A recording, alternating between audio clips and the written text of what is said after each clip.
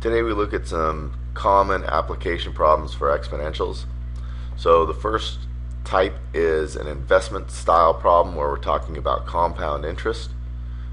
Interest is basically where you invest some money and over periods of time they give you a reward for investing that money by giving you a percentage of your money for keeping it with them. So in this case we have the equation A equals P times 1 plus R over N to the NT power. Each of these variables represent the following. A is the amount earned after so many years of investing. P is the amount invested one time. We call that a present value. And R is the annual interest rate. N is the number of times it's compounded a year. So if we compound yearly, then or annually, that's once a year, semi-annually, twice a year, quarterly, 4 times a year, etc., etc. And T is the number of years you invest. So if I have an example that states, suppose you invest $10,000 for 20 years and we compound that daily at a yearly interest rate of 9%, how much are you going to have after 20 years? Pretty straightforward plug and chug style problem. All we've got to do is plug into the proper variables here. We start by investing $10,000. That's our P, or the amount invested. So that's 10,000. That's times 1 plus my interest rate. The only thing you need to be aware of here is writing it correctly. So 9% is 0.09. Compounded daily, so that's 365 times a year. N again is 365, and over a total of 20 years. So now all we have to do is plug this into our calculator to get our amount earned. And in so doing, we end up with A equaling $60,483.05.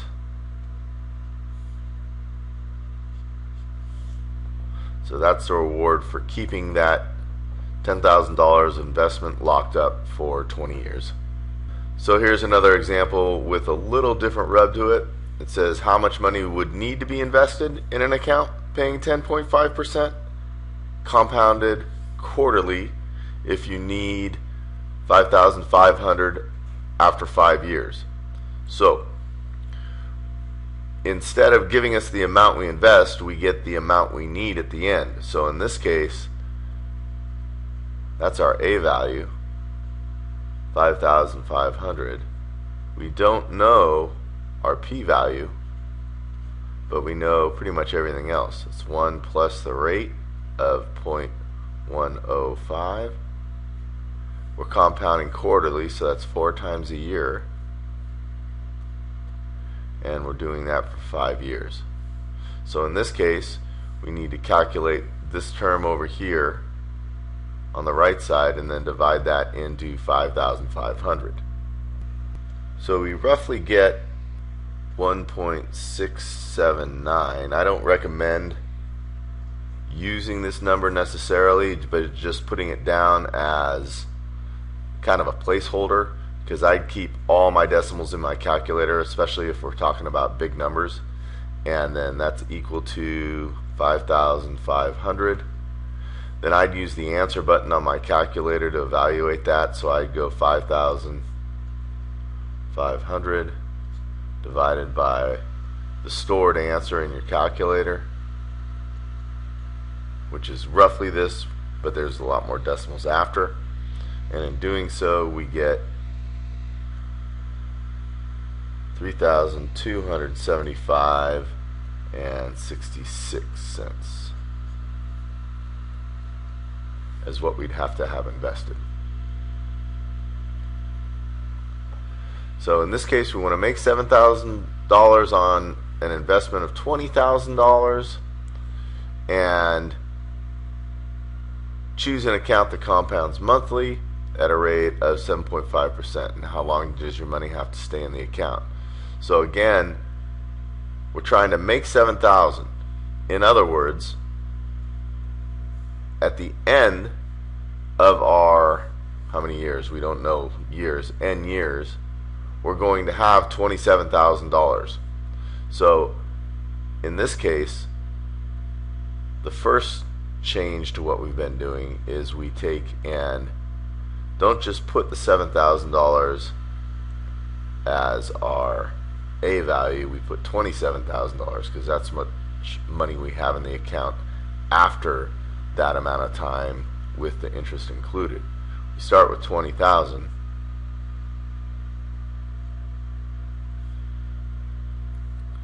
Then we have our rate of 7.25%. We know how often it's compounded monthly. What we don't know is the n value, or I'm sorry, the t value. Let's make that a t. So in this case, the only way we know how to solve problems with unknown exponents is use our calculator. So again, let's get that out and we'll use a graph to do this. So you'll notice here I've got my y equals all set up with the equation in it, and in the equation you'll notice I have one equation equaling 27,000, another equation equaling this right side. However, notice all my parentheses. I have a parentheses around this term right here, as well as the fraction within that term, and then when I raise it to a power, that power is also in parentheses. X is going to be the number of years I'm looking for. Now, what we're hoping to do, if you remember, is take and graph two equations. We're graphing a constant of 27,000 and some exponential like so, and then finding its intersection. So in order to do that, if I were to just hit graph now, look at what happens. I see absolutely nothing, which is to be expected because my window is set to the standard window of -10 to 10. And if my y value is 27,000, there's no way I'm going to see the intersection here. Because remember, this guy is going to be at least 27,000. In fact, it is going to be 27,000 for the y value, and I'm looking for the x value. Now you'll notice in the example we just previously did, it took us 20 years to make $60,000. It's probably not going to take that long to make $7,000. So when I set this new window up, I'm going to, let's just go 10 years for the x values, but the y values, I'm going to go from, let's say, 0 to, we'll go 30,000.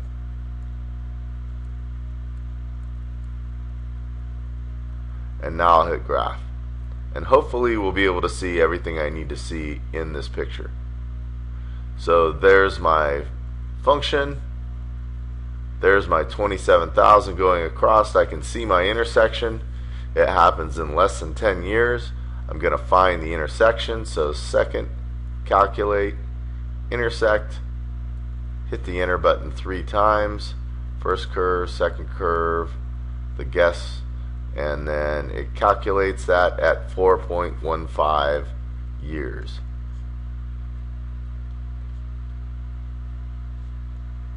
For that to happen. Okay?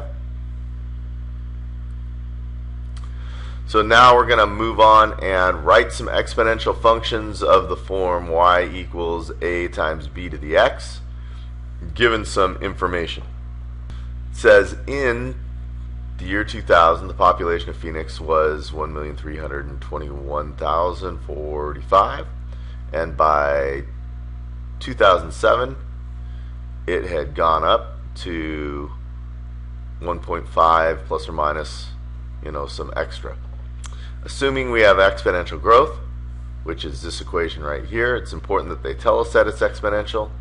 All right, we want to write a model equation for the population in X years since 2000, and then using that model, predict the population in 2020. So in this case, they give us a lot of information indirectly. We know that, first of all, y is the end amount. A is the beginning amount,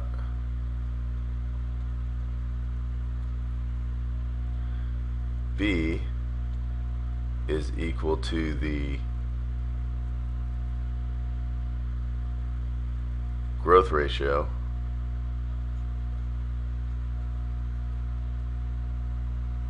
and X is basically a time in this case. Alright, so here's what we know. We know that we start out with 1,321,045. That would be my A.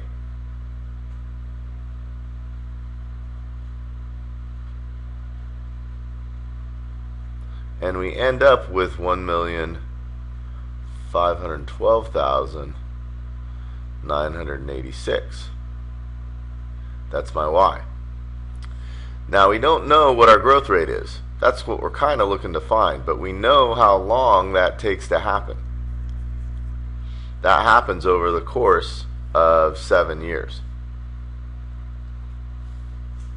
So what we can do is we can find out the B value. So if I now isolate this term, then I can take the seventh root of both sides and solve. So in this case, I have 1512,986 divided by 1321,045, and say that's equal to B to the seventh. If I want to undo a seventh power, I take a seventh root of both sides. So B is equal to the seventh root of 1512,986 over 1321,045. And then I use my calculator to evaluate this answer. Where remember, in our calculator we can say this seventh root is like the 1/7 power. That's what I typically use. And so my B value in this case is approximately 1.01956. Now, the second part of our equation, or problem, is they want us to predict the population in 2020. Well, let's start with the original amount of 1321,045. We now have a B value of 1.01956, and we know how many years it is from 2000 to 2020. It's 20 years, and that's going to give us our ending value. Again, this is strictly a calculator problem, and we end up with roughly Y equaling 1,946,492. So in this example, we're asked to write an exponential function, and remember that's going to be in the form y equals a b to the x, except in this case we don't have starting amount, ending amount, etc., etc. In this case we have 2 points. So for this, we know those points come in the form of xy values, and we have 2 separate xy values, which means we're probably going to need to create 2 equations. So in our first equation, we know that 6 equals a times b to the first, and in our second we have 24 equals a times b raised to the third. Best way to solve this is by a system, and substitution for me I think is going to be the easiest thing to do. So I notice I have b to the first and a, either one is going to be as simple to solve for as another, so I'll just divide both sides by b because I have a nice simple substitution of a right here. I have A equals 6 over B. Now I can take this value and plug it into this A right here. So in doing that, I have 24 equals 6 over B times B cubed is equal to 24. Notice B cubed over B goes to B squared, and that's equal to 24. Therefore, divide both sides by 6. Conveniently, we end up with 4 is equal to B squared, so I end up with B equivalent to plus or minus 2. So my exponential in this case is y equals a plus or minus b to the x. And that b in this case is a 2. So y equals a plus or minus 2 to the x power. Now what I still need to do is I still need to find the a value, because in order to write the equation, it's kind of like writing slope-intercept y equals mx plus b. We need to find m and the b. So in this case we need to find the a and the b and leave x and y by itself. So now that I have b is equal to 2, I can plug back into either of these equations and get a value.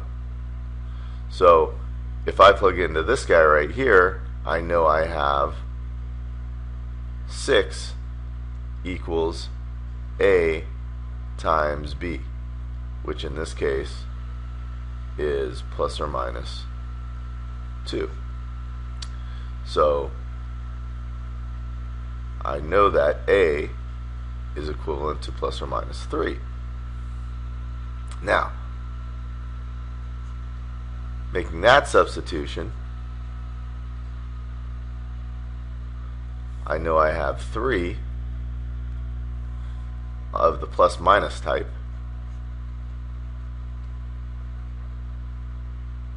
times plus or minus 2 to the x.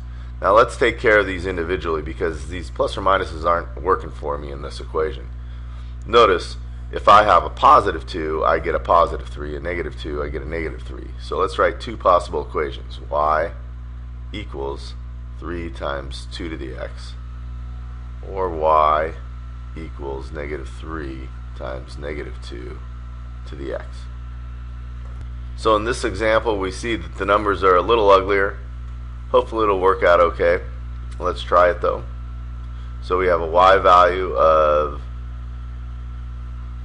0.84 equals a b to the first, and in this case our y value is 1.008 equals a times b squared. Again, probably the easiest to take and go ahead and solve for a. So this is 0.84 over b equals a. Make a substitution over here.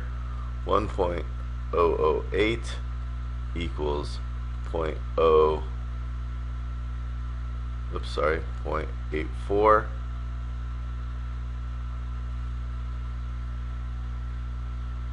over b times b squared. Gives me the b and the b squared reduced to just a b. So this is 0.84b is equal to 0.008. Therefore I can find the b value. Fortunately, b ends up equaling a nice clean number of 12. If b is 12, then I have over here 0.84 over b is equal to a. So 0.84 divided by 12 is just 0.07 is equal to a. Therefore, my exponential is y equals a, which is 0.07, times b, which is 12, raised to the x. And that's all we've got today. Make sure you do your Connect Dead and your summary, and we'll see you tomorrow.